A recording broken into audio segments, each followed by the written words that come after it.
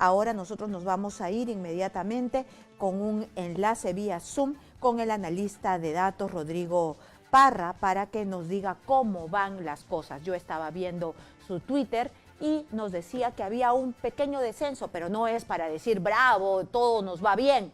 No, es un pequeño descenso, una luz de esperanza, pero que mejor él nos diga qué es lo que exactamente dicen los números. Bienvenido, Rodrigo, a Las Cosas por su Nombre.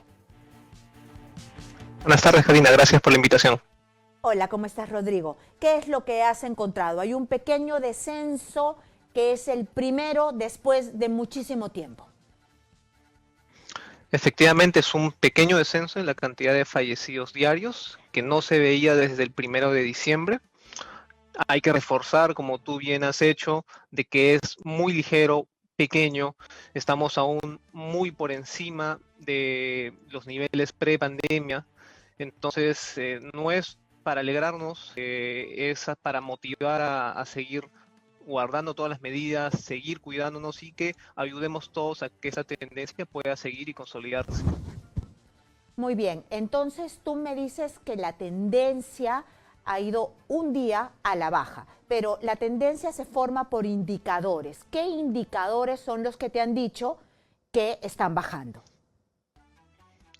Son 3 días ya y hablamos puntualmente de la curva de fallecidos por toda causa de SINADEF, que es la curva que muestra con mayor transparencia la realidad de la situación actualmente en Perú. Nos muestra todos los fallecidos que mueren por toda causa al día, esto por efecto directo o indirecto por COVID. Para simplemente entrar en contexto rápidamente, antes de la pandemia fallecían en promedio 300 personas por día. Al día de hoy están falleciendo 1046 personas en promedio. Y el punto máximo al que hemos llegado en esta segunda ola por el momento ha sido de 1089 personas a diario. Entonces hay un descenso ya de 3 días consecutivos, lo muestra SINADEF, que es la base de datos más real en cuanto a indicadores de impacto del COVID, ¿no? Son 3 días recién, hay que esperar que esto dure al menos 2 semanas para poder hablar de una tendencia. Son 3 días, o sea, no es un solo día, sino 3 días que ya nos da un poquito de esperanza, pero tú has remarcado algo, para que se haga una tendencia debe ser a partir de 2 semanas.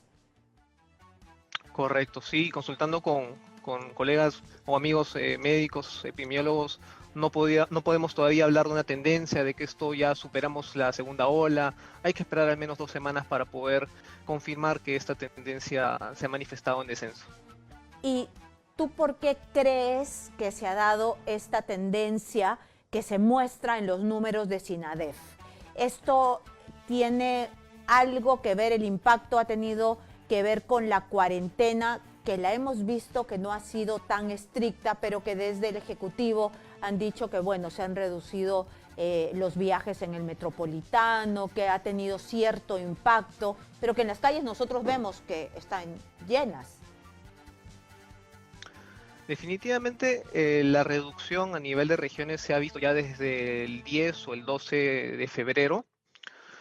Ha sido finalmente Lima y Callao los que en los últimos días han descendido en la curva de fallecidos, y esto ha hecho que la curva nacional también haga lo propio. Si queremos asociarlos con la ventana de la cuarentena, pues calza dentro de esta. No digo que sea un efecto directo, porque también influyen otros factores como el comportamiento propio del virus, pero también hay otros indicadores que ya nos estaban adelantando de que había cierta reducción, como la positividad o la tasa de contagio, que también se estaba manteniendo estable en la última semana en valores de 18%, en vez de seguir aumentando como llegó a un pico de 21% hace un par de semanas. La cantidad de hospitalizaciones u ocupación de camas UCI. En un peor momento, en el mes de enero, se ocupaban hasta 30 camas UCI por día. Al día de hoy se ocupan entre 5 y 10 camas en promedio. Lo mismo sucede con las camas de hospitalización. Las que no son de cuidados intensivos. En un peor momento, en enero, se ocupaban hasta 360 camas por día, y al día de hoy en promedio se ocupan de 60 a 100 camas a diario, ¿no? Habiendo holgura de camas de hospitalización, no las de UCI. Las de UCI están saturadas todavía. Entonces son una suma de indicadores que podrían hablar de una mejoría dentro de este marco de la cuarentena. De acuerdo. A nosotros nos han dicho que esta segunda ola es mucho más grave, impactante, que ha tenido que ver también con estas nuevas variantes, la variante inglesa, la variante de Manaus. Según tus números, esta segunda ola ha sido más impactante, no te digo más rápida, porque la rapidez sí la hemos visto, los números no mienten. Hemos llegado a la gravedad más rápido, pero hemos triplicado porque mi pregunta va porque ayer yo entrevisté al presidente de la Federación Médica y me dijo, nos están engañando, lo que ha pasado es falta de eficiencia para manejar la gravedad de la segunda ola. Nos falta oxígeno porque no hemos hecho lo que hemos debido hacer.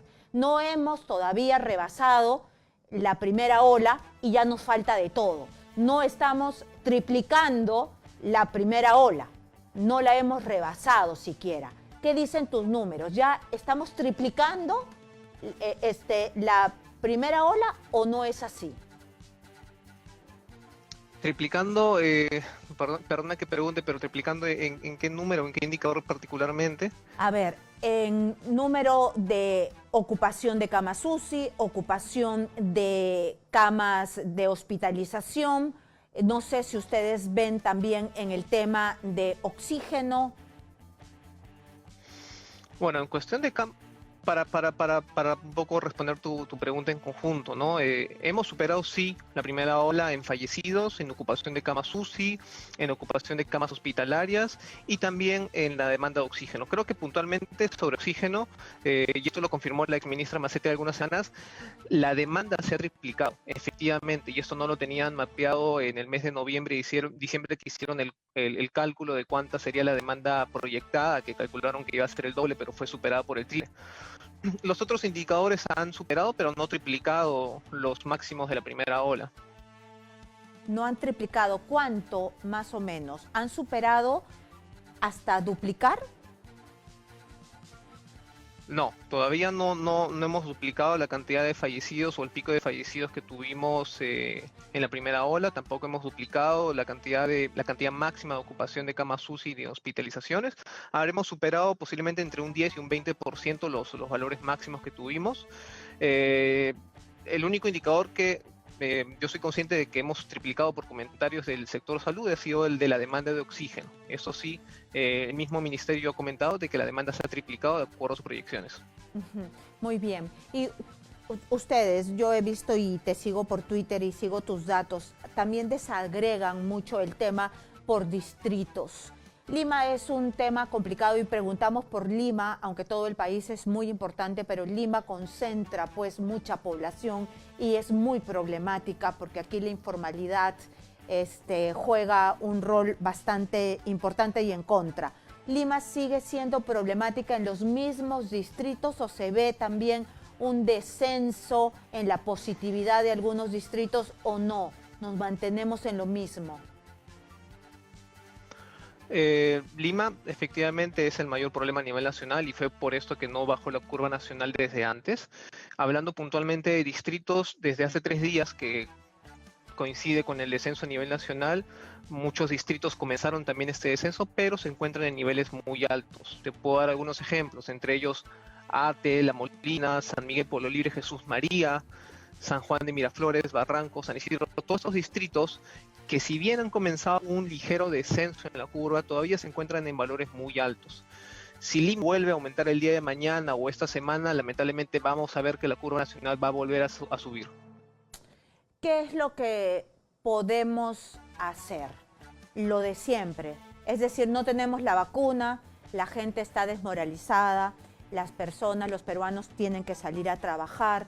Lo único que nos queda hacer es a nosotros, los periodistas, informar, a ustedes, los que trabajan con los números, es seguir transparentando las cifras, exigirle al MINSA que sean aún más transparentes, porque creo que incluso todavía hay diferencias entre las regiones y las cifras que da el MINSA, o esas diferencias ya cada vez son menos amplias. Las diferencias siempre van a haber van a depender mucho de la cantidad de pruebas que hagan, el tipo de prueba que hagan. Definitivamente, cada entidad que maneja cifras por separados va a ser así. Incluso estas dos cifras van a diferir mucho en el futuro cuando veamos la cantidad total de contagios, que supera ya seguramente los 10 millones, comparado con el poco más de 1.200.000 que tenemos confirmados por MINSA, y según DIRESAS más de 2 millones. Entonces, estos números definitivamente difieren de la realidad incluso. Pero en cuanto a medidas, respondiendo a tu pregunta, Karina, pues básicamente mascarilla cuando salgamos, usarla bien, evitar lugares cerrados, concurridos, contactos cercanos. Esto básicamente, no relajarnos. Esto realmente es un pequeño descenso, es alentador definitivamente, pero ningún motivo para confiarnos. Rodrigo, ¿y medidas específicamente que te puedan ayudar a ti a ser más transparente? Porque la transparencia, así como tú me dices que el millón de contagios, millón y tanto de contagios no es la realidad, y para protegernos más todos los peruanos y tomar conciencia necesitamos de transparencia. ¿Qué es lo que necesitas tú como persona experta en datos? ¿Necesitas que se hagan más pruebas que sirvan, más transparencia? ¿Qué es lo que necesitas para darle más información a la gente? En cuanto a pruebas, respondiendo rápidamente, vemos que han aumentado, que sigan así, que mantengan esos niveles. Y en cuanto a información, el SINADEF, que es la mejor herramienta que tenemos ahora para medir el efecto del COVID, es una herramienta nueva, definitivamente existe desde el 2017, pero no tiene una cobertura al 100% en todas las regiones y provincias. Entonces, sí, un pedido sería reforzar o tal vez asignar recursos a esta herramienta para que la cobertura a nivel nacional pueda aumentar y llegar a ser cercana al 100% en el mejor de los casos. El SINADEF todavía cuenta con un subregistro, pero lamentablemente también es la mejor herramienta que tenemos al día de hoy. Hay que mejorarla.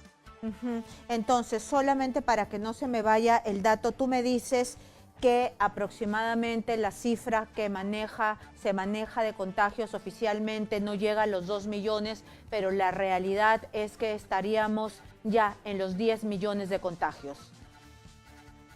Al menos. En el mejor escenario estamos entre los 10 y 12 millones y en el peor podríamos estar llegando a los 17, ¿no? Entonces, esto depende de la tasa de fatalidad que es estándar del virus a nivel mundial.